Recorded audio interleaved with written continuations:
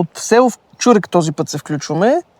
Тук сме с господин Алгафари, който многократно е подавал сигнали за състоянието на републикански път 1-1, който минава до автомагистрала Хемус. Всъщност това е основното дублиращо трасе на автомагистралата. Ако нещо стане на тази магистрала, целият трафик трябва да мине от тук. Той многократно, може би повече от 2 години подава сигнали за това защото трасе. съм от толкова време съм тук.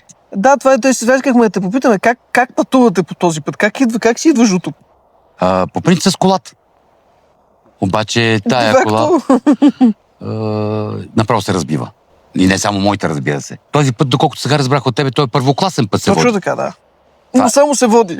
Това, ако е първокласен път, това означава, че аз знам китайски език. Когато правиха ремонта на магистралата, тук минаваше целият трафик. Няма ти разправя на какво заприча този път. Вижте, аз предполагам, че предстои затваряне на другото платно, защото и то също е за ремонт. То е много опасно. Ние правихме някакви обследвания. Значи пак тук ще ни на Хендрика. Трябва да се ремонтира, защото там просто умират хората, се удрят, блъскат се и е много опасно. И смятам, че по-правилно е първо да се оправи пътя тук, дублиращото трасе, пък после вече магистралата да започне да тук има един друг проблем.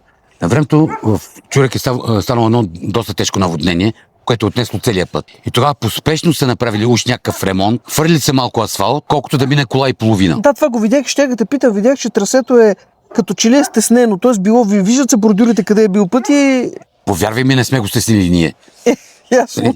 Това го стесниха или от ТАП, или не знам откъде, но колкото да мине кола и половина. И като се разминаваме две коли, една идваща, една отиваща към София, просто единия влиза в банкета. И другия проблем, за който ти много пъти си ни сигнализирал, е всъщност и сега чуваме шума от автомагистралата, е липсата на така наречените шумоизолиращи бариери, които ТАПИ обещаха януари месец, после обещаха февруари месец, после тази година, после следващата и 2026 април месец още шумоизолиращи бариери нямате.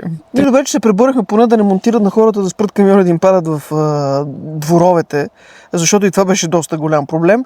Аз се надявам в тази пролет наистина АПИ да го довърши този проект и в крайна сметка вече да решат проблема и с шумоизолиращите бариери, защото това не е приятно, с едно влак минава. Другият участък, който това е вече от Чурек натам, това е едно село Потоп. Потоп, Елешница и така нататък. Просто внимавайте какво снимате. Тоест трябва да търсите къде да снимате път. Там път няма. Пътя там е горе-долу. От тази страна има малко дървета, от тази страна има нещо друго. И това горе-долу те ориентира, че тук има път. Иначе нито асфалт, нищо няма. И подавате сигнали, ние подаваме сигнали и се надяваме в крайна сметка някой да обърне внимание. Благодаря ти, че ни покани, ние продължаваме да снимаме. Надяваме се някой да обърне внимание на... Аз се надявам това вече да има своето решение, че това са... Колко години се борите всъщност за този път да се оправи? Може би от 20 и кусор 30 години. Да се надяваме, че най-после след 30 години чакане и вие ще имате пъти шумоизолиращи бариери, за да живеете нормално.